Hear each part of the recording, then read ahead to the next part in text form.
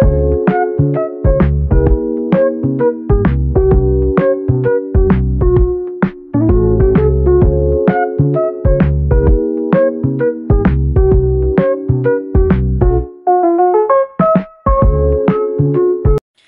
day everyone, I'm Flora Samantha Nicole G. I'll report the Chapter 4, Provide Food and Beverage Service to the Guests. Lesson 1, Serve Food Orders. There are 4 sequences of service. First one, greeting the customer. Second, taking orders. Third, serving the meal and maintaining service. Fourth, presenting the check and saying farewell. First one, greeting the customer. There are critical steps. First, acknowledge the customer quickly. Siyempre, unahin natin, kilalanin agad ang customer. Sunod, greet the customer in friendly and natural way. Siyempre, kailangan din natin silang batiin. Customer ng masigla at natural. Use the customer name if you know. At higit sa lahat, gamitin natin ang pangalan nila kung alam natin. Be aware of customer particular needs. Alamin ang mga espesyal na pangangailangan ng customer. And there are procedure. First one, greet the guests. Batiin ang mga bisita. A. Remember to walk to meet the guests in foyer when time allows. Siyempre, tandaan, salubungin ang mga bisita sa foyer kung may oras pa. Ang foyer in front of the restaurant. B. Offer the hang coats up for the guests. Mag-alok na isabit ang mga coat ng mga bisita. Second, escort guests to appropriate table. Ihatid ang mga bisita sa tamang mesa. A. Remember to walk to chair close to the window. Tiyakin ang maglakad papunta sa silya na pinakamalapit sa bintana. B.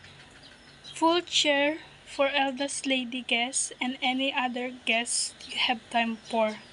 Siyempre, kailangan nating hilain ang upuan para sa pinakamatatandang babaeng bisita at para pa sa iba pang bisita kung may oras pa. C. Present folded menus. Ibigay ang mga nakatiklop na menu. D. Remove any extra place settings if necessary to give guests maximum space. Siyempre, kailangan nating alisin yung mga anumang sobra na set ng mga kubyertos kung kinakailangan para mabigyan ang mga bisita ng malaking espasyo. E. Adjust remaining place settings if necessary to give guests maximum space.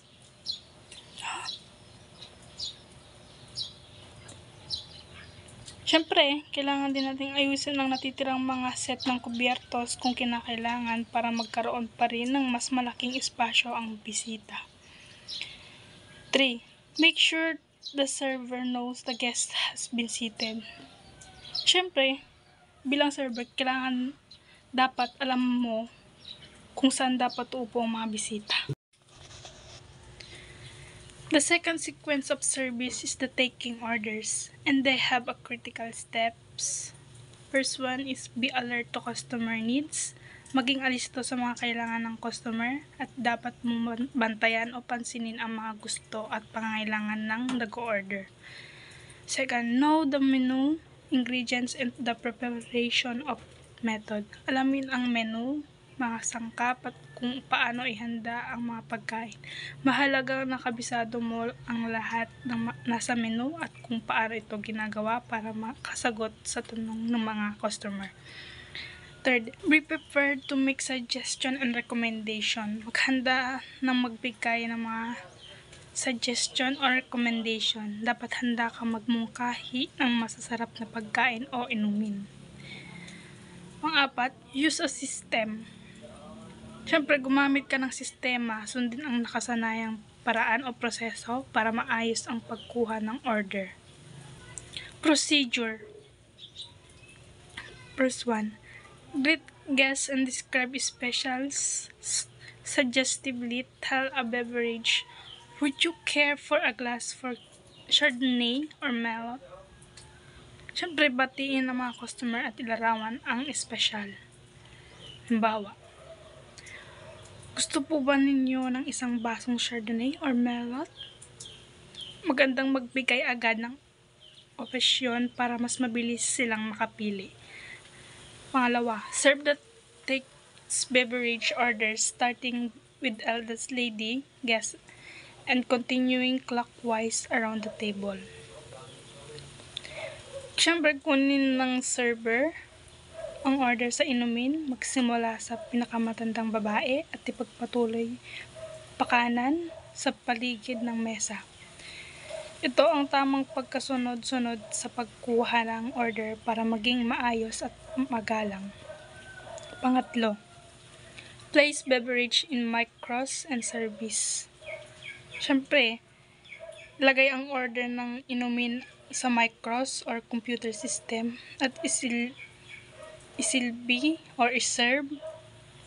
Ito, kailangan i-encode ang order at ipahanda at dalhin sa customer.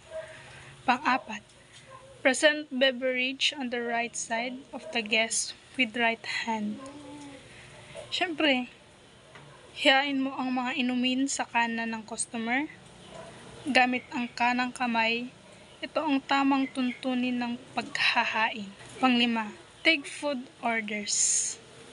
Siyempre, kunin ang order sa pagkain, kasama ang numero ng mesa, numero ng upuan at iba pa. Tiyakin na tama at kumpleto ang detalye ng order. A. All entries come with a choice of the house salad or house soup. Ang lahat ng entries ay may kasamang pagpipilian ng house salad o house soup. May kasama ang main dish ng libreng soup or salad. When taking the entries order, ask each guest ordering an entries they would like our house soup, which is or the salad with their menu. Pag kumukuha ng order para sa mga pangunahing ulam, tanungin sa bawat customer kung gusto nila ang house soup na hindi nakalagay ang pangalan o ang salad kasama ang kanilang pagkain. Kailangan mong itanong kung anong gusto nila, side dish, sabay banggit ng pangalan ng sabaw. In entry box on the order pad, write soup or salad next to the corresponding seat. Sa kahon ng pangunahing ulam sa order pad, isulat ang soup o salad sa tabi ng kukulang upuan. Ito ang paraan ng pagtatala sa order pad.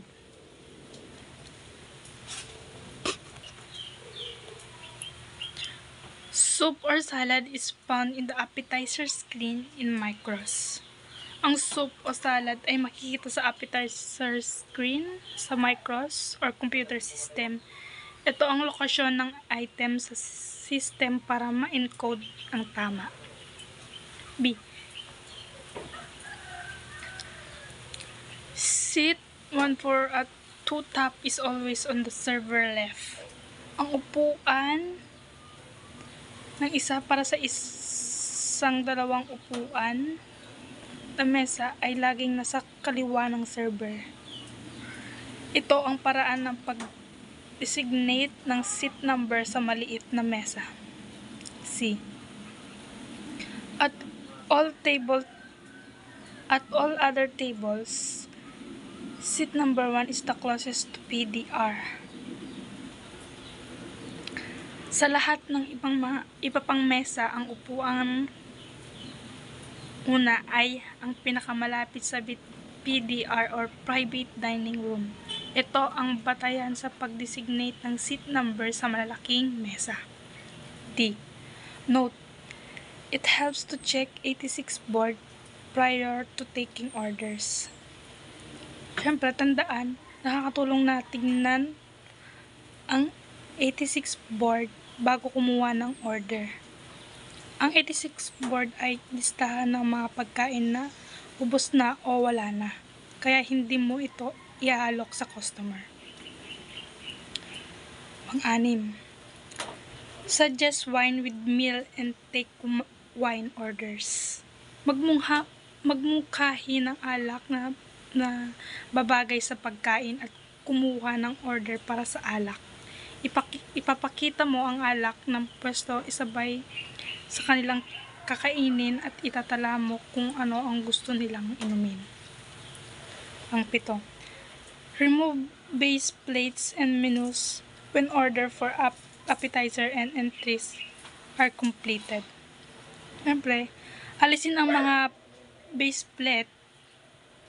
plate at mga menu kapag tapos na ang pag-order ng mga appetizer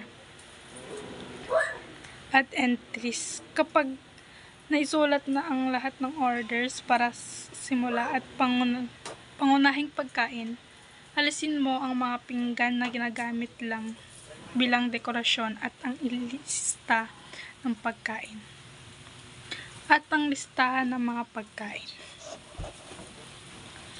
Pang-8, place order in micros and print. Ilagay ang order sa micros or system computer at i-print. Itatype mo ang order sa computer system ng restaurant at kukuha ng kopya niya. Pang-9, bring all applicable silverware, wine glasses needed. Dalhin ang lahat ng kailangang kutsara, tinidor, kutsilyo, at baso para sa alak.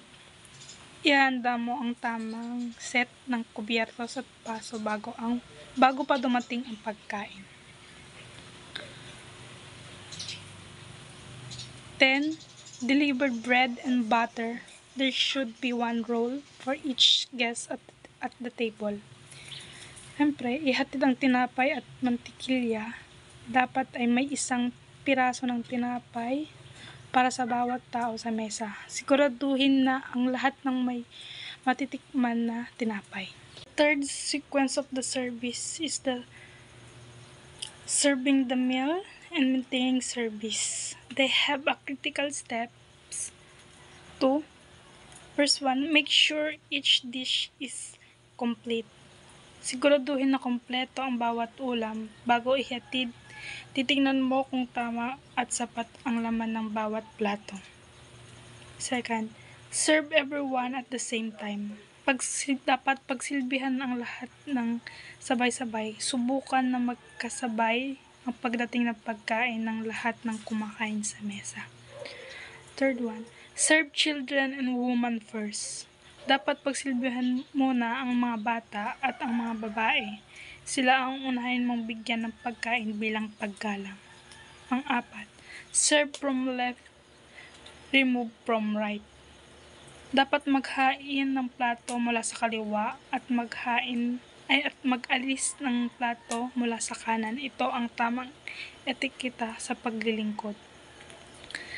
Check back in first few minutes. Dapat bumalik at tignan ang mesa sa loob ng unang 5 minuto. Tatanungin mo sila kung maayos ang pagkain nila o kung may kailangan pa sila pagkalapag ng pagkain. 6. Maging mapagmasid sa mga pagkain hindi kinakain. Tingnan mo kung may problema sa pagkain dahil hindi nila ito nauubos. 7. Clean and clear constantly. Dapat patuloy na maglinis at mag-alis ng kalat. Laging panatilihing malinis ang mesa sa pamamagitan ng pag-alis ng mga basyo at dumi. 8. Resupply beverage and condiments. Muling magbigay ng inumin at mga sausawan. Siguraduhin na laging may laman ang kanilang inumin at sapat ang kanilang pampalasa. And they have a procedure too. First one, clear any empty glasses and replenish beverage. Dapat alisin ang lahat ng basyong baso at punan ulit ang mga inumin. Tingnan mo kung may gusto pa silang dagdag na inumin. A. Clear all glassware and serviceware from the right. Dapat alisin ang lahat ng baso at iba pang gamit sa paghahain mula sa kanan. Gaya ng sa itaas, ang pag-alis ng mga gamit ay ginagawa mula sa kanang bahagi ng tao. B. Keep all coffee, tea, and water glass full. Dapat panatilihing puno ang lahat ng kape, tsaa at baso ng tubig. Ito ay bahagi ng tuloy-tuloy na serbisyo. C. For soda, automatically bring refills until the guests say no more. Do not remove glasses with soda in them. Bring new glass of soda before removing empty soda glass. Then set new glass down and remove old glass. Ibig sabihin, para sa mga soft drinks, kusa kang magdala ng refill hanggat hindi sinasabi ng pangunahin na ayaw na nila. Panauhin na ayaw na nila. Huwag ka nang magtanong, basta magdagdag ka na lang. Huwag mong alisin ang baso habang may laman pa. Magdala ka ng bagong baso ng soft drinks bago mo alisin ang baso. Pagkatapos ay ilapag ang bago at alisin ang luma. Ito ay para hindi maubusan ng baso. Pangalawa, check bread and butter. Dapat tingnan ang tinapay at mantikilya, siguraduhin na mayroon pa silang sapat na tinapay at mantikilya. 3. Present uncorked wipe bottle with a clean cloth and serve wine if ordered, unless guest specifies when wine should be served. Dapat ipakita, alisin ang takip, punasan ng malinis ng tela ang bote at iserve ang alak kung may order. Maliban na lang kung ang panauhin mismo ang nagsabi kung kailan ito ihahain. Ito ang proseso kung paano mo ihahanda at ihahatid ang alak sa customer. A. Wine is served to a woman first, then men in a clockwise fashion, unless the woman ordered with wine. Dapat ang alak ay ihahain mula sa babae, pagkatapos ay sa mga lalaki. Ayon sa pagkasusunod-sunod ng paikot sa orasan, ito ay paggalang sa mga babae. Maliban na lang kung babae mismo ang umorder ng alak. Kung siya ang umorder at siya ang nag-aproba sa alak, siya ang uunahin. 4. Proper order of courses. Dapat ito ang tamang ayos o sunod-sunod ng paghahanda at paghahatid ng mga putahe o pagkain. Pagkainan. A. Appetizer, salad, fork, and knife. Dapat sa appetizer, gagamitin ang maliit na tinidor at kutsilyo ng pangsalad. B. Soup, heart, and cream soup uses as pasta spoon. Clear soup uses a bouillon spoon. Dapat kung ang sabaw ay malapot, gagamitin na kutsara pang pasta. Kung ang sabaw ay malinaw or clear soup, gagamitin ng maliit at bilog na kutsara ang bouillon. Pang bouillon. C. Salad, fork, and knife.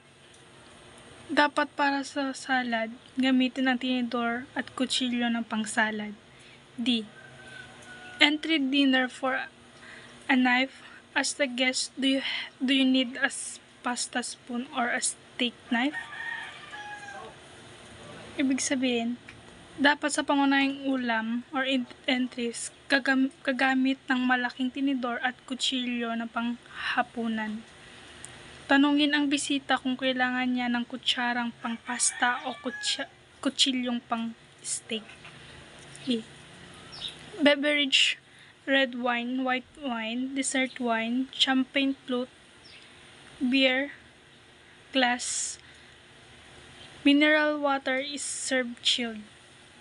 Ibig sabihin, ang inumin ay kinabibilangan ng iba't ibang klaseng alak, champagne na nasa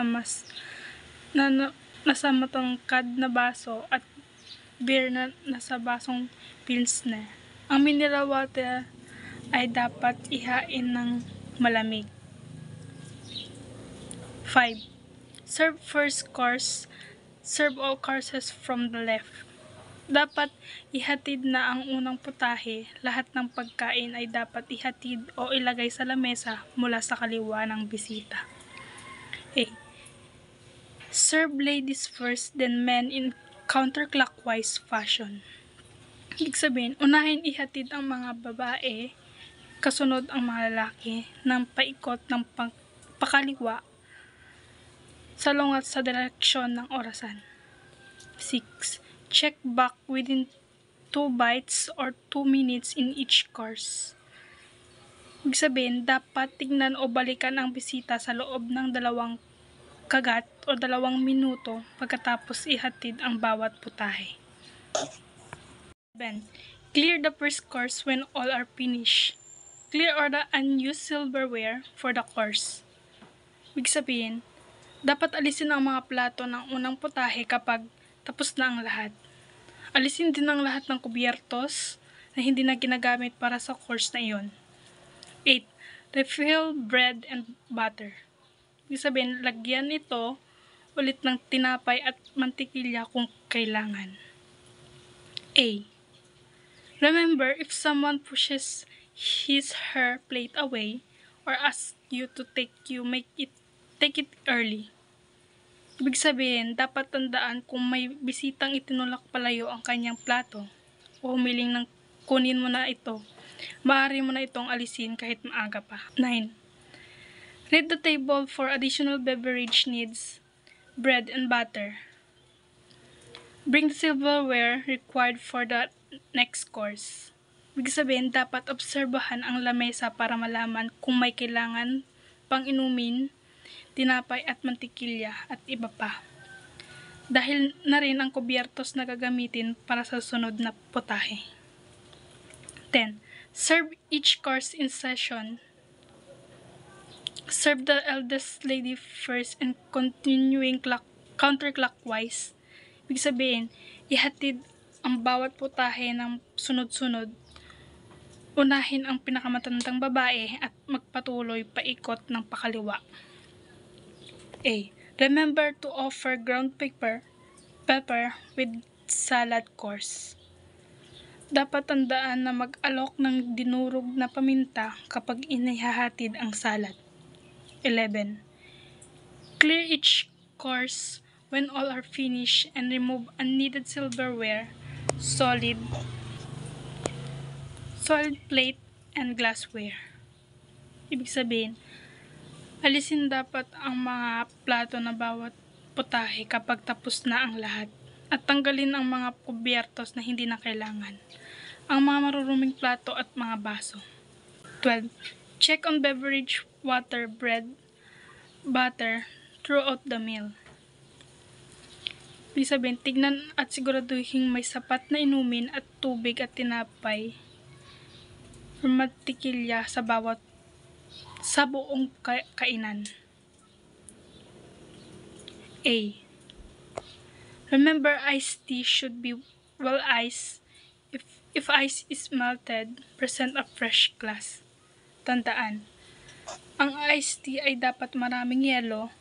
Kung natunaw na ang yelo, palitan ng bagong baso. 13.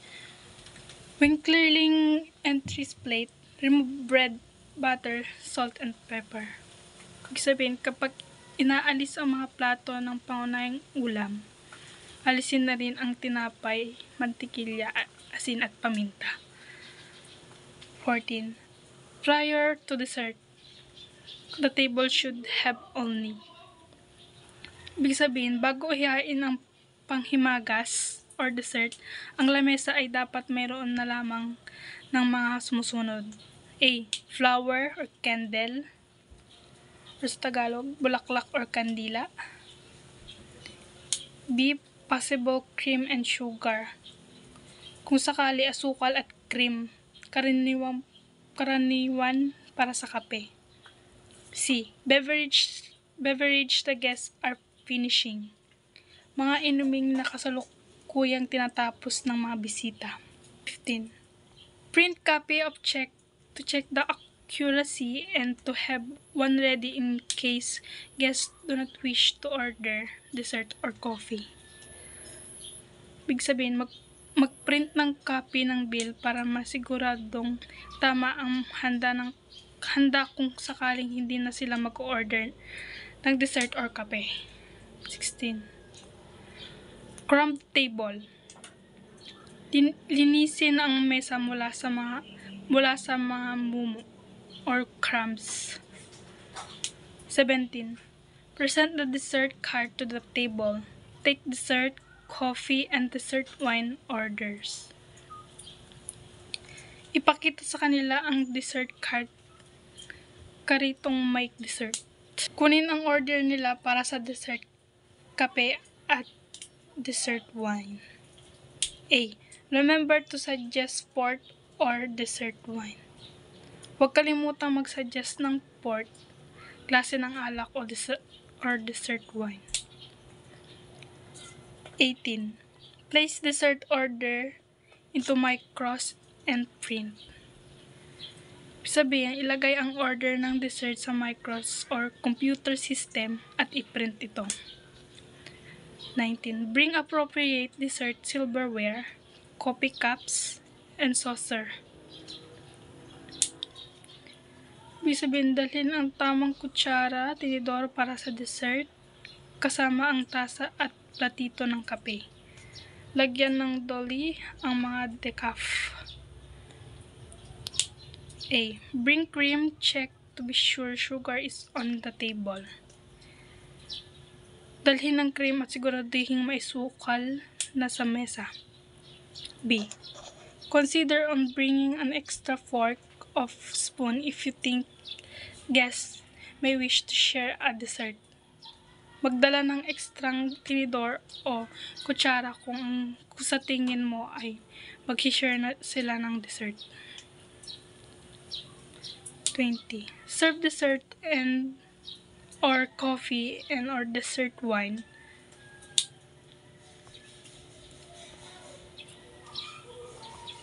Pour coffee at table, never pour coffee in the kitchen. Sabihin, ihati ng dessert kape at o dessert wine, ibuhos ang kape mismo sa mesa. Wag na wag magbubuhos ng kape sa kusina. 21. After dessert, clear solid plates, glassware, and silverware.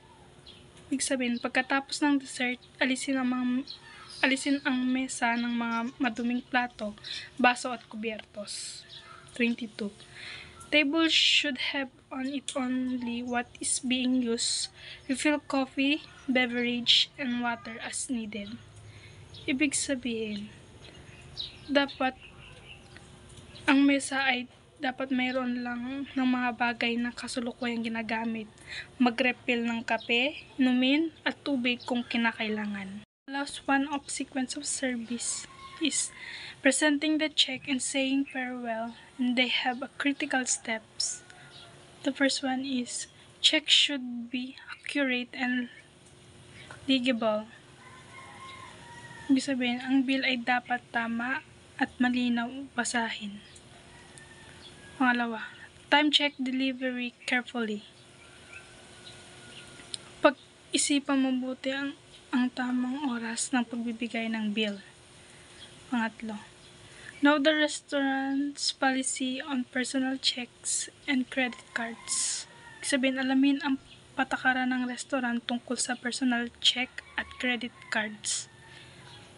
Pang-apat, never count your tip until the customer has left.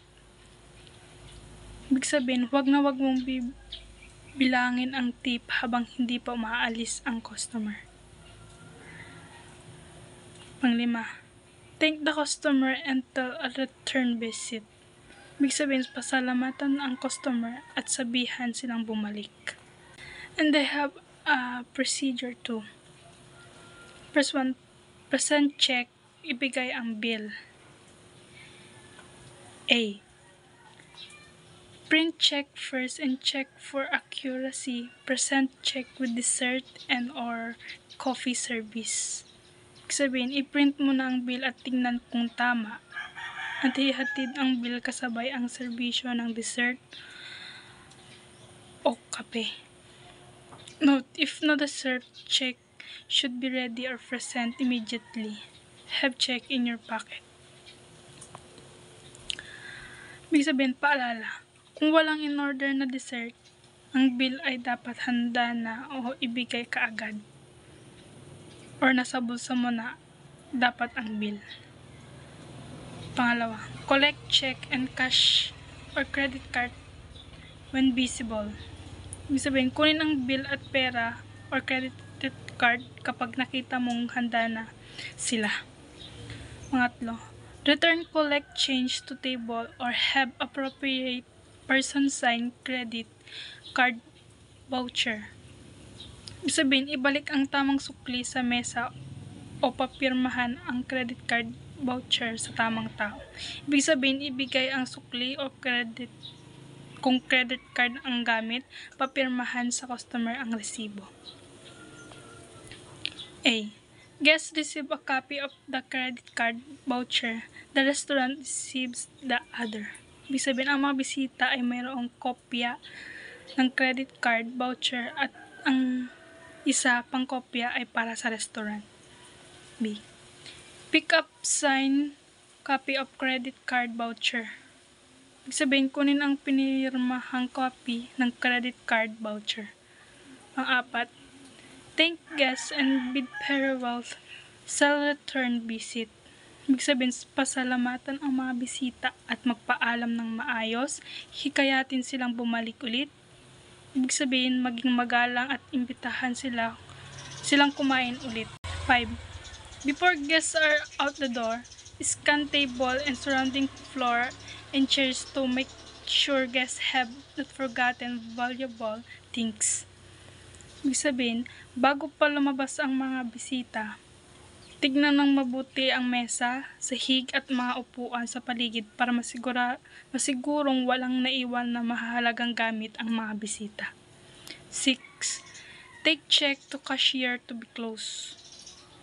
Ibig sabihin, dahilin ang check o resibo sa cashier para tapusin ang bayad. I-close ang transaction. Reset the table as needed. Ibig sabihin, ayusin ulit ang mesa kung kinakailangan. Ihanda ulit ang mesa para sa susunod na customer. We also have a reminder throughout the meal. First one is serve from left, clear from the right. Ibig sabihin, magsilbi muna sa kaliwa at mag-alis or magligpit mula sa kanan.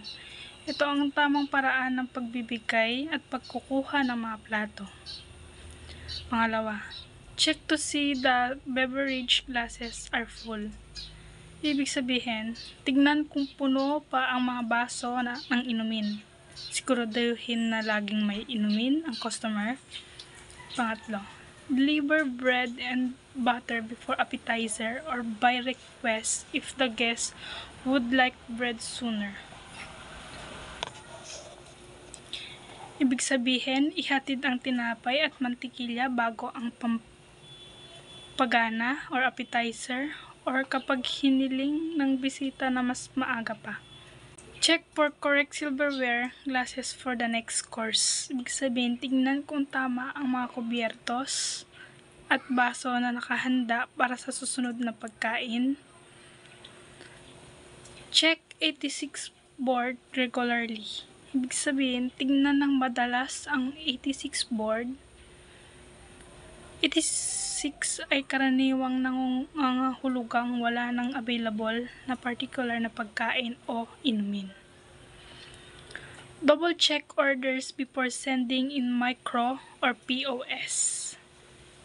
Ibig sabihin, i-double check ang mga order bago ipadala sa micro or POS or system ng pag-order or computer. Printed check for accuracy. Ibig sabihin, tingnan ang mga nakaprint na check or resibo kung tama ang nilalaman. The bread used in the restaurant are assorted dinner rolls. Ibig sabihin, ang mga tinapay na ginagamit sa restaurant ay sari-saring dinner or rolls. And last one, the time is take for a guest to receive a course should not exceed 8 minutes. Ibig sabihin, ang oras na dapat i-google bago matanggap ng bisita ang isang course, ulam or bahagi ng pagkain ay hindi dapat lumalampas sa 8 na minuto.